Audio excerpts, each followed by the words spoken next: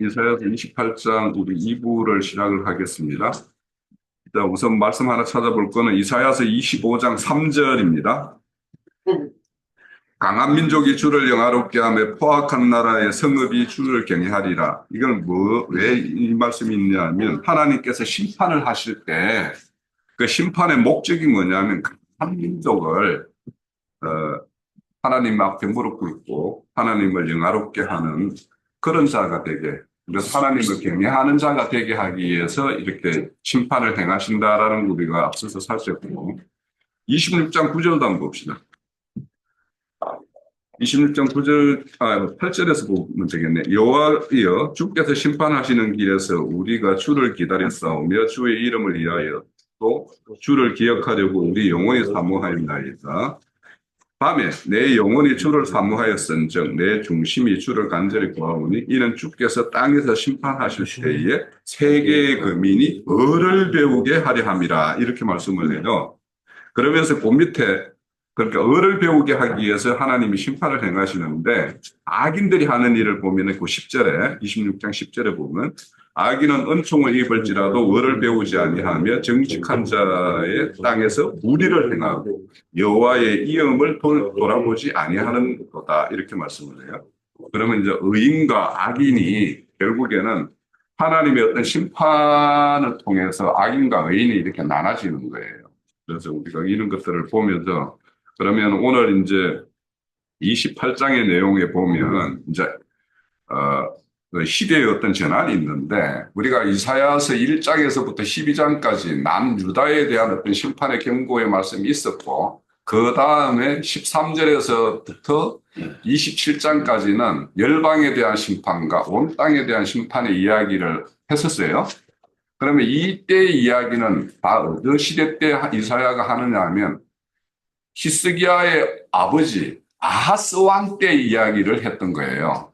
그런데 지금 오늘 28장은 히스기야 왕 시대로 딱 시대가 전환이 되었어요. 그래서 어, 히스기야 왕 시대 때 에브라임이 결국에 망하죠. 그죠? 그래서 이제 그 히스기야 왕 때 이렇게 에브라임의 어떤 앞으로 될 일에 대한 것, 이런 것들을 경고를 했고, 히스기야 왕이 왕위로 재임하고 있을 때 결국에는 이제 북이스라엘 호세아 왕 때 이제 멸망을 당해요. 그래서 이제 그런 것들에 대한 말씀이 있는데, 그런데 여기에서 이제 북이스라엘이라고 말하지 않고 에브라임이라고 말하는 딱 끄집어 오는 이유도 있어요. 이 에브라임이라는 뜻이 뭐냐 하면 두 배의 땅, 두 배의 결실, 이런 뜻이에요. 그러면 뭐냐면 북이스라엘이 뭔가 물질적 풍요에 빠져 있는 거예요, 지금 현재. 그래서 아까 이제 형제님 통해서 아모스 선지자를 보내가지고 그들에게 질타하는 내용을 보면, 그들이 뭐냐면 사치가 얼마나 사치에 빠져 있는 게 왕은 여름궁을 두고 겨울궁을 두고, 그래서 여름에는 더우니까 희석학 가는 어떤 궁이 있고, 겨울에는 추우니까 이제 따뜻한 어디 가서 이렇게 보내는 궁이 있을 정도로 그렇게 지내고, 그들이 침실은 상하궁으로 꾸려 있고, 침실에서 기지개켜서 일어나면은 어린 양떼나 그 어린 송아지 고기에 포도주에 취해서 막 그렇게 하고, 다윗이 불렀던 기파를 만들어서 노래를 부르고 막 그런 세월을 보냈다라고 아모스 선지자가 북이스라엘의 어떤 실상을 고발을 해요. 그러면서 이들이 요셉의 환란에 대해서 전혀 근심도 안 한다, 이렇게 말을 해요. 왜 그러냐면 이 요셉의 환란이라는 것은, 요셉은 하나님에 속한 사람인데 바로의 밑에 가가지고 총리를 하고 있죠. 왜 그렇게 해요? 주님도 이 땅에 하늘에 속한 사람인데 그 주님이 왜 땅에 와가지고 땅의 사람처럼 이런 모양을 입고 그렇게 생을 살다가 마감을 하고 가느냐. 그것이 다 이스라엘의 남은 야곱에 속한 다른 야곱의 아들들을 보호하기 위해서 바로 밑에 가서 총리 일을 했던 거 아닙니까? 그게 요셉으로서는 참으로 환란인 거예요.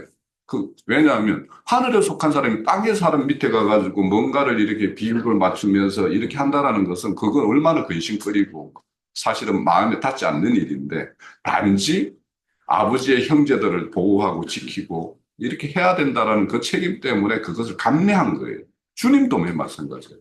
하늘에 속한 사람인데 땅의 사람이었던 형체를 입고 와서 이렇게 하신 것도 똑같은 거예요.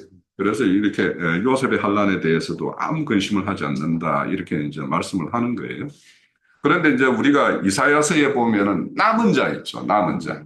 그러니까 계속 이제 5장에도 이 남은 자들에 대해서는 내가 영화로운 면류관이 되고 아름다운 하관이 되겠다라고 하는데 이 남은 자들이 누구냐? 결국에는 하나님의 심판을 보고 을을 배우고 하나님의 경외를 배운 사람들이 우리 27장에 보면 포도원에 들어가서 포도원의 노래를 부르고 그 포도원 안에서 하나님의 을을 더욱 배우고 더욱 하나님의 을을 위해서 살아가는 사람들이 남은 자예요.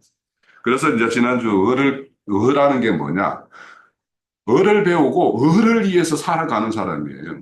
그러니까 가만히 있는 자가 아니에요. 을을 이렇게 더욱 공고하게 세우고 하는 것이 이제 이 을을 배운 사람이고 이제 그 사람들이 여기 이제 남은 자가 되는 것인데 그래서 이제 이런 어떤 그 앞서서 북이스라엘이 이렇게 화려한 어떤 그 사마리아의 어떤 성읍을 이렇게 들어서 영화로운 간을 쓴 것 같다라고 하는 것은 왜 그러냐 하면 그 사마리아 지역의 인근에 보면 이스라엘 평야가 있어요. 그 지역이. 이스라엘 평야가 있어가지고 거기에서 많은 공부를 얻을 수 있고 그 위에 조금 높은 산이 뭐냐 하면 사마리아 그 성읍이 있는 산이에요. 그러니까 사마리아 성에서 쭉 내려보면은 돌이 널널하게 해가지고 곡식이 이렇게 가득 찬 거 보면 마음이 든든하잖아요. 그래서 사마리아 성에서 마음이 든든한 자 이렇게 이야기하는 게요. 그러니까 자기들의 어떤 부유를 이렇게 보니까 든든하게 생각해서 이제는 하나님이 없어도 살 것 같은 어떤 그런 자. 그래서 우리 누가복음 12장에 보면 불의한 부자가 자기 소출 많은 것을 보고 이를 어찌할꼬 해가지고 있는 곳간을 흘어내고 더 큰 창고를 짓고 그 공부를 쌓아놓고는 내 영혼아 편히 먹고 마시자 뭐 이렇게 이야기했다라는 거 아니에요. 그것도 똑같은 거예요. 지금 북이스라엘에. 그러니까 이제 그런 어떤 그 이스라엘의 어떤 그런 폐역함을 보고 하나님께서는 이제 북방에서 이들을 징계할 그런 수단으로 아수르와 바벨론을 이렇게 이제 역사적으로 이렇게 보면은 준비하고 있는데 이들은 자기 어떤 그것에 취해가지고 저 북쪽에서 아수르라는 세력이 일어나는 것에 대해서도 그렇게 둔감한 거예요. 그러다가 아수르가 점점 확장해 오니까 히스기야 왕 아버지일 때는 아하스 왕일 때는 그러면 우리가 우리 힘으로 막으면 되지 해가지고 북이스라엘이 뭐예요? 암몬의 러신과 북이스라엘 그때는 베갈이었어요. 왕이 베갈이었죠.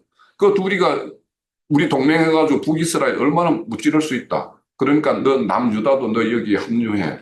그런데 남유다가 아니야 나는 차라리 난 아수르하고 손잡을 거야 하다가 지금 결국에는 북이스라엘은 스스로 하나님 힘에 의뢰하는 것이 아니라 자기 스스로 이걸 방어할 수 있겠다고 해서 그러다가 결국엔 아수르에게 이렇게 3차에 대한 어떤 침략을 받고는 최종적으로는 살바네셀에 의해서 멸망을 당한 거예요.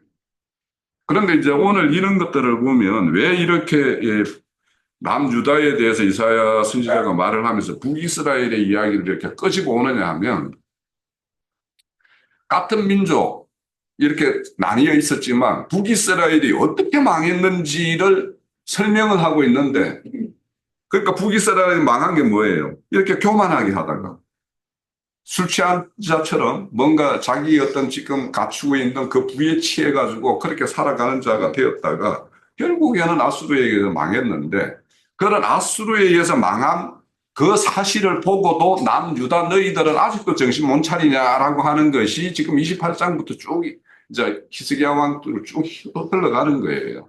그러니까 지금은 북이스라엘이 망하기 전에 어떤 이야기가 이제 28장부터 시작이 되는데 최종적으로는 이제 망하고 그래서 히스기야 왕이 이제 정신 차려서 모든 무상을 이렇게 깨뜨리고 하는 걸로 이렇게 나아가는 이야기가 이제 우리 앞으로 계속 볼 이야기입니다. 자, 그래서 오늘 이제 이런 북이스라엘이 그렇게 너희들이 부를 이루고 너희가 마음을 든든하게 여기는 거 이거 지는 꽃과 같다. 꽃은 피었어. 지금 현재 북이스라엘 여로보암 2세 때 그렇게 나라로 이렇게 세력을 확장해서 많은 주변 나라로부터 조공을 받고 막 이런 어떤 형편이 되었을 때, 그랬을 때 이들이 하나님을 잃어버림으로 인해 가지고 이제는 시들어지는 꽃이 되어버리는 어떤 그런 것을 이제 이렇게 말씀을 하고 있는 거예요. 그래서 이제 여기에 이제 보면 에브라임의 술 취한 자의 교만한 면류관을 쓴 자다 이렇게 이야기해요. 그러니까 교만한 면류관은 스스로 내 힘으로 내가 해보겠다라는 것이 북이스라엘이고, 남유다는 좀 반대예요. 뭔 일이 있으면 어딘가에 가서 에세의 어떤 힘에 입어가지고 그들의 힘을 빌려서 이 모든 이기를 모면하려고 그러는 거예요. 그러니까 아수르하고 손잡으려고 그러고, 애굽에 가서 손 벌리고, 나중에는 바벨론에게 손 벌리려고 그러고, 이런 거예요. 그래서 이런 어떤 부류가 있죠.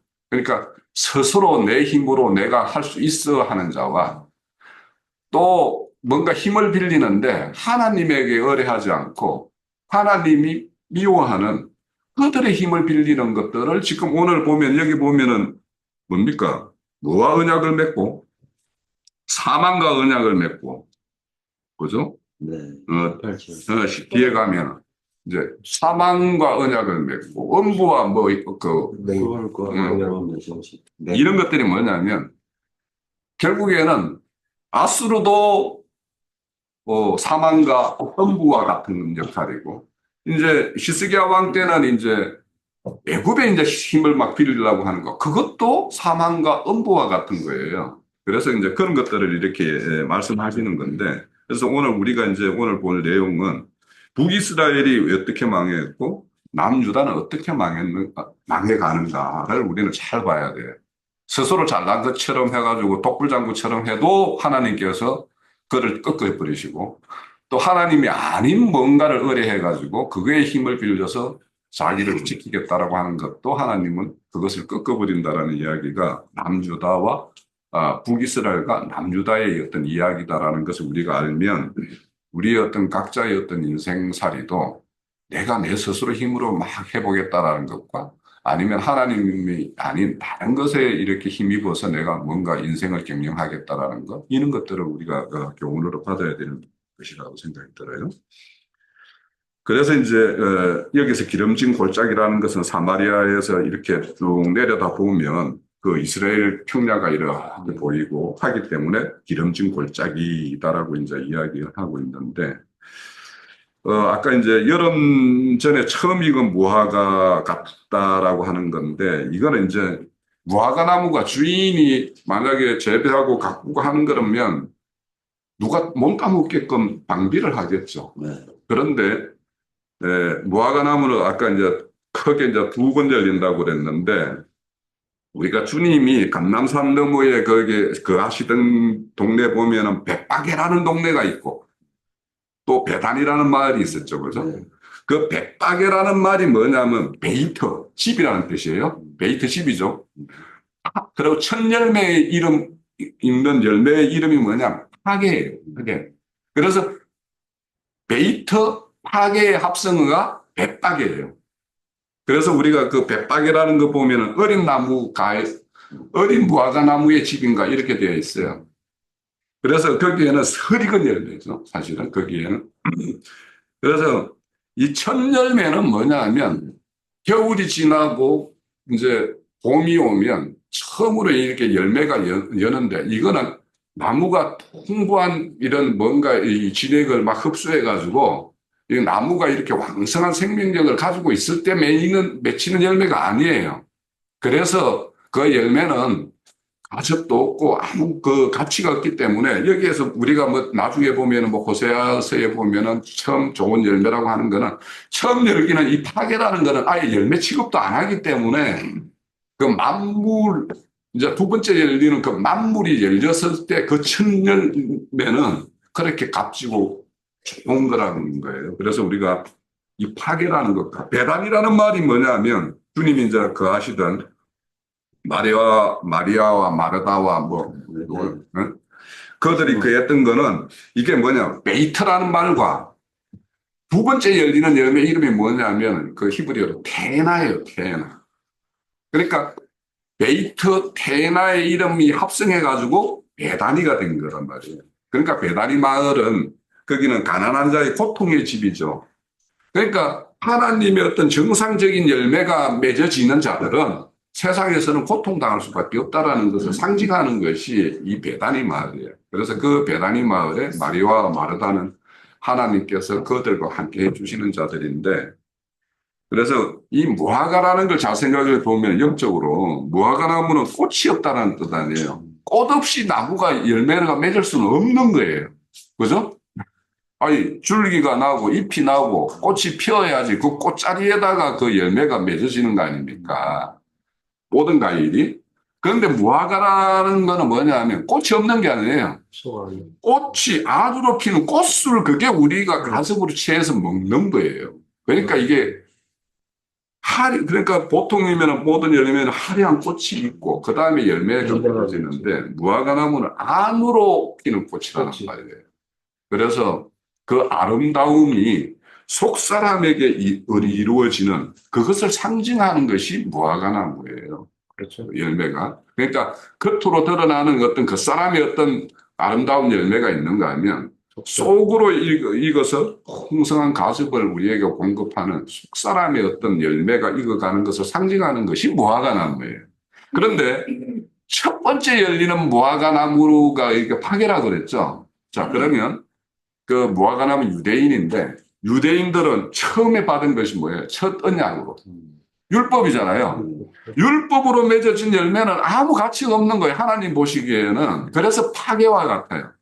그래서 그 율법으로 맺어진 열매가 다 떨어지고 난 다음에 하나님의 복음에 의해서 두 번째 맺어지는 열매, 그것이 테나로 좋은 열매를 말하는 거예요. 그래서 우리 신앙도 우리의 어떤 열심에 의해서 맺어졌던 그런 어떤 열매, 이것이 떨어져야지, 그것이 끝나야지 두 번째 열매가 열리는 거예요. 그래서 우리가 처음 세상으로부터 부름을 받아서 기독교계의 어떤 그런 쪽에 들어가서 우리가 처음 맺은 거는 우리의 열심에 의해서 나는 어떤 율법의 열매와 똑같은 것이었어요.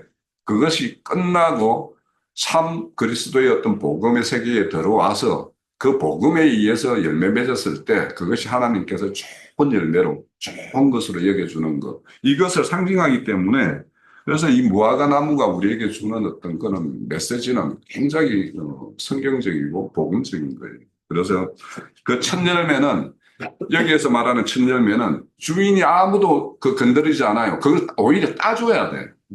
따줘야지 그 자리에 이제 또 새로운 열매가 이렇게 맺어지는 것입니까? 우리가 이제 이런 것도 있잖아요. 우리가 사과나무가 열리면 꽃이 많이 막 열리면 꽃 따주는 건 그거 큰 일이에요. 사과 농사할 때. 왜냐하면 나머지를 다 끊어줘야 되거든. 그러니까 아니죠. 가지치기가 아니고 열매치기를 해줘야 되는 거야. 그러니까 열매를 너무 많은 거 맺어지면 아무 상품도 없어져요. 그래서 남길 만큼만 남기고 나머지는 다 끊어줘야 되거든. 그런 거와 같이 무화과도 첫 열매 파괴라는 것이 다 없어져야지 두 번째 열매가 맺어지는 거예요. 그래서 이제 그 첫 열매는 이만한 자들 입장에서는 누구의 주인의 눈치도 안 보고 취할 수 있는 것이기 때문에 먼저 보는 사람이 그러니까 가난하고 좋은 어떤 가시를 이렇게 취할 수 없는 사람으로 입장에서는 그게 좋은 어떤 열매인 거예요. 그들 입장에서는. 그래서 좋다라고 하는 것이 어떤 차원에서 좋다라고 하는 거냐를 우리가 무화과 나무에서도 그 가난하고 빈천한 자들에게는 그 첫 열매가 귀한 거예요. 왜냐하면 과일을 취할 수 없는데 그거라도 취할 수 있는 것이기 때문에 그런 어떤 것을 말하기 때문에 그건 누구라도 먼저 보는 사람이 이렇게 따먹을 수 있어요. 어떤 통치도 안 받고. 그래서 뭐 첫 열매를 먼저 보는 사람이 얼른 따먹는 것과 같다라고 하는 거는 그런 차원에서 이제 우리가 좀 이해를 가지면 될 것 같고. 그리고 이제 이 여기에 보면 이제 1절에서 4절까지는 북이스라엘에 대해서 어떤 심판의 말씀인데 5절, 6절에서는 그들 심판 중에서도 남은 자들에 대해서는 하나님이 그들의 멸류관이 되고 하관이 되어주겠다라는 것인데 그 하관이 되어졌을 때 그런 자들, 그러니까 남은 자에게는 재판석에 앉게 하고 그 재판석에 앉았을 때는 지혜로운 어떤 판결을 할 수 있는 그런 판결을 할 수 있는 하나님의 어떤 계시, 지혜 이런 것들을 이제 주겠다라는 거죠. 결국에는 이렇게 남은 자라는 것은 하나님의 경외하는 것과 하나님의 어떤 의를 배운 자이기 때문에 의로운 재판을 할 수밖에 없는 거예요. 그것은 사람을 남은 자라고 하는 거예요. 그러니까 그런 사람들이 당연히 하나님께서는 재판석에 앉히시고 그들로 통해서 판결을 하나님의 어떤 지혜로운 어떤 판결을 하게 하는 것인데 이제 성문에서 싸우는 자에게는 싸움을 물리치는 자에게 힘이 된다라는 것은 성문은 정말 에세가 이렇게 어떤 성을 에워싸고 그 성을 이렇게 함락시키려고 할 때는 하나님이 방패가 되고 그들을 베는 칼이 되어 주시겠다라는 어떤 그런 것들이 있고 이거는 이제 나중에 보면 히스기야 왕이 아수르가 이렇게 왔을 때 하나님께 나아가서 자기 아버지와는 다르게 기도하죠. 기도해서 하루 저녁에 18만 5천 명을 이렇게 쳐 죽이는 어떤 그런 것이 돼요. 그래서 결국에는 성문에서 이렇게 물리적인 어떤 싸움을 할 때에는 하나님이 방패가 되어 주시고 그들의 연수를 베는 칼이 되어 주시는 그런 힘이 되지만 또 성문에서는 이런 어떤 싸움만 있느냐 하면 서로 논쟁하는 이렇게 어떤 진리 논쟁이 벌어질 수 있는 거예요. 거기는 광장이에요. 많은 사람들이. 거기에는 노세한 장로들이 앉아서 무슨 재판도 하고 뭔가 이렇게 판결도 하지만 거기에는 재판을 하기 위해서는 논리 전쟁이 일어날 거 아니에요. 피고인과 뭐 이렇게. 그럼 그들의 어떤 이렇게 말을 주고받는 어떤 이런 전쟁에서는 하나님께서는 이제 더 좋은 지혜를 주셔서 하늘에 나는 지혜를 주셔가지고 땅에 있는 자들의 어떤 지혜를 물리치는 어떤 이런 것들도 하시는 거죠.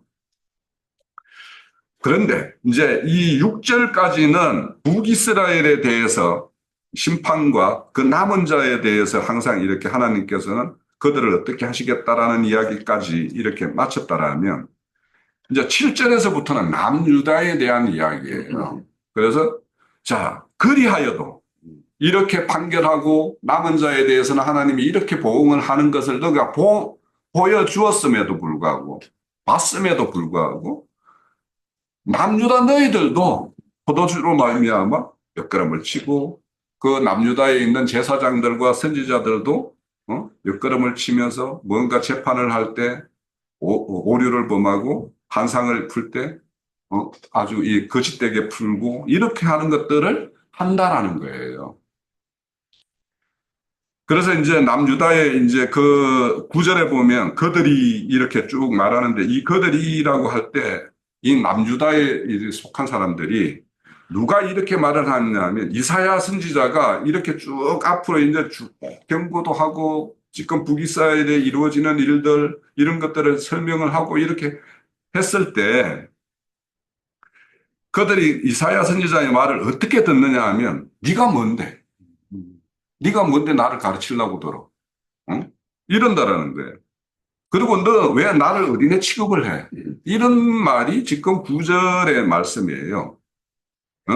그리고 이제 10절에 보면 경계에 경계를 다하고 경계에 경계를 다하며 경계에 경계를 다하며 교훈에 교훈을 다하고 교훈에 교훈을 다하고 여기서 조금 저기서 조금 하는구나. 이거를 뭐냐 하면 왜 했던 말 계속해? 왜 했던 말 계속해? 이렇게 한다라는 거예요. 그래서 우리가 지금 이사야서 선지서를 보면 다 심판에 대한 내용과 회복에 대한 내용을 계속 지금까지 이제 해오고 있어요. 그래서 어찌 보면 이 같은 말, 같은 소리, 같은 말을 계속 하는데 이들이 이제 듣기에는 너 나를 어린애 취급하면서 엄마 따라해봐. 엄마, 아빠, 뭐 이렇게 한다라는 그렇게 이제 선지자의 어떤 전하는 전언을 그렇게 듣는다라는 거예요. 그러니까 지금 내용으로 보면 하나님께서 너희 같은 종족인 북이스라엘을 이렇게 치고 그들을 심판해도 그거로부터 교훈을 받지 못해서 여전히 너희들은 포도주에 취해서 그렇게 너희들도 포도주에 취해서 살아가고 있고 또 하나님의 사람을 보내서 하나님의 뜻을 전하면 그들의 선지자들이 이 그 하나님의 사람의 말을 이렇게 듣는다라는 거예요. 그러니까 역사를 통해서도 교훈받지 못하고 직접 하나님의 사람을 보내서 하나님의 뜻을 전해도 하나님의 말씀을 통해서도 교훈받지 못하는 이 남유다를 이렇게 이를 어찌하면 좋을꼬 하는 것이 하나님의 어떤 심정이에요, 지금.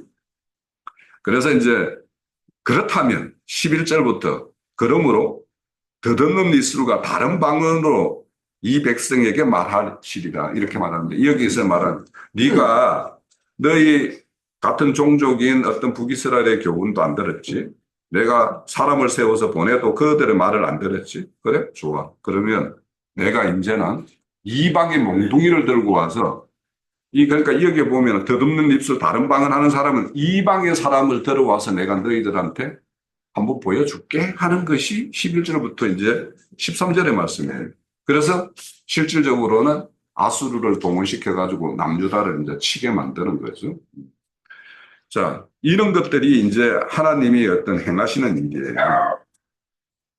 그래서 이제, 그래서 너희들에게 참 하나님께서는 안식을 주고, 그렇게 했지만, 듣지 아니함으로, 하나님은 또다시 어떤 경계의 경계, 뭐 교훈의 교훈 이런 말씀을 이렇게 하는데 그들 또한 선지자들이 이제 앞에서 이제 9절에서 10절까지는 하나님의 사람을 보내서 말씀을 전해주면은 그들이 듣기를 이렇게 듣고 여기에서 이제 이방인의 어떤 사람에서 동원을 할 것인데 전에 너희들이 안식이라고 생각한 것들이 뭐냐 하면 그들이 안식이라는 것 뒤에 가면은 뭐냐 하면 그 거짓과 허위를 피난처 삼았다 이런 말씀이 나와요. 그래서 그들이 안식이라고 생각하는 것들이 실상이 어떠한가를 내가 다 까발려 주겠다라고 하는 것이 이제 11절에서 쭉 이어지는 말씀이에요. 그래서 여전히 너희들이 진짜 선지자의 사람의 말은 그렇게 여기에 비아냥거리면서 조롱하면서 듣고 실제 너희들의 어떤 선지자들 거짓 한상을 여기 위에 보면은 이제 7절에 한상을 잘못 풀고 이런 사람들이 하는 소리는 진짜 하나님이 듣기에도 어린아이 취급하고 그 여기 이 원어로 보면 사울라 사울, 사울라 사울, 사울라 카우. 그러니까 비슷한 말, 아빠, 엄마 이렇게 한다라는 거예요. 그래서 그렇게 하는 소리를 하는 어떤 그 남유다의 어떤 거짓된 재판장이나 제사장이나 선지자들의 어떤 실상들이 너희들을 이렇게 길들이고 있고 너희들은 그것들에 의해서 이렇게 쏟고 있다라는 것을 이렇게 이제 말씀을 하는 거예요. 그래서 우리가 우리 여기서 조금 저기서도 조금 막 이런 말씀을 우리 이제 장로 형제님 통해서 많이 들었는데 이제 말씀에는 사실은 이제 흐름이 있죠. 되게 흐름이 있어요. 우리가 지금 이사야서도 이렇게 장절로 이렇게 나눠 있지만 진짜 하고 싶은 하나님의 말씀은 쭉 이게 연결성이 있어요. 그러니까 심판을 이렇게 열방에 대한 심판, 온 땅에 대한 심판 이런 말씀을 하고는 또 다시 이제 북이스라엘에 대한 어떤 심판의 경고, 그에 대한 남유다의 어떤 반응 이런 것들을 쭉 이야기하는 것은 오늘날 우리에게도 이런 어떤 그 각자의 처지에 따라서는 내가 뭔가 하나님이 아닌 뭔가에 의지하는 것과 그것을 마음 든든히 여기는 것 이런 것이 있을 수 있고 또 이런 어떤 교회 모임에서 이렇게 하나님의 말씀이 이렇게 진설되어도 그 말을 무섭게 뭐 듣고 한쪽 귀로 듣고 한쪽 귀로 흘려버리고 이런 일이 얼마든지 있을 수 있고 그래서 그런 어떤 분별력이 없는 사람들의 말에 대해서 분별력이 없어서 사울라, 사울라, 사울라, 사울라 해도 그 말이 그 말인 걸로 그냥 알아듣는 이런 기멀고 눈먼 자들이 되어버리면 이제 하나님께서는 심판하지 않을 수가 없는 어떤 그런 상황이 되지 않는가. 그래서 남유다가 너희들은 북이스라엘에 가는 그런 길을 가지 마라 하는 것이 이제 18장에서부터 쭉 이어지는 말씀이에요. 그래서 우리가 이제 내주에 이렇게 보면 시온의 기초돌이라고 이제 이렇게 말씀하시는데, 그러니까 기초돌이 이렇게 오면 여기에서 시온의 돌이라는 것은 예수 그리스도의 어떤 진리의 말씀이죠. 말씀이 오면 어떤 사람은 그것이 나의 어떤 믿음 생활, 나의 인생 경영의 어떤 토대가 되는 사람이 있는가 하면 이것이 오히려 걸림이 되고 부딪히는 돌이 되어서 그거에 의해서 넘어지는 자가 나올 거란 말이에요. 그래서 하나님은 항상 심판과 구원이라는 두 가지를 가지고, 아니, 심판이 없으면 구원이라는 게 있을 필요가 없죠. 그러니까 구원이 있으니까 그러면 심판이 당연히 있는 거예요. 그러면 구원과 심판이라는 어떤 그 두 큰 그 갈래를 가지고 하나님은 우리 말씀 중에 보면 우리 아까 찬양할 때 보면은 구분과 안전을 이렇게 바꾸는 거룩한 거래하는 자들이라고 이야기를 해요. 우리는. 그래서 그런 찬양처럼 우리의 어떤 그런 일상에서의 어떤 모든 것들을 거룩한 걸로 이렇게 바꾸는 거래하는 자가 되어야지 어, 거룩을 잃고 세상 것도 조금 아까 박영재 말대로 세상 것도 조금 뭐 하나님 것도 조금 그래가지고 섞인 어떤 포도주를 마시게 되면 나중에는 그것이 하인이 맞아가지고 이것이 세상 것인지 이것이 거룩한 것인지 이것도 구분도 못하는 그런 것이 되기 때문에 이제 그런 걸로 계속 굳어지게 되면 결국에는 남유다가 북이스라엘의 어떤 심판 이후 140년 후에 망해요. 그러니까 우리가 세상으로 보면 140년이라고 하면 긴 시간을 하나님께서는 남유다에게 긴 시간의 기회를 줬어요. 그렇지만은 이런 선지자의 어떤 경고를 이렇게 듣지 않고 최종적으로는 이제 망하는 것이 우리에게 이제 이스라엘과 북이스라엘과 남유다를 통해서 하나님께서 보여주시는 그런 어떤 가르침이고 교훈이다. 그렇게 오늘 말씀을 알고 내주에 또 이어서 보시면 될 것 같습니다. 예. 없도다. 그러니까 베드로후서 2장 22절에 보면은요.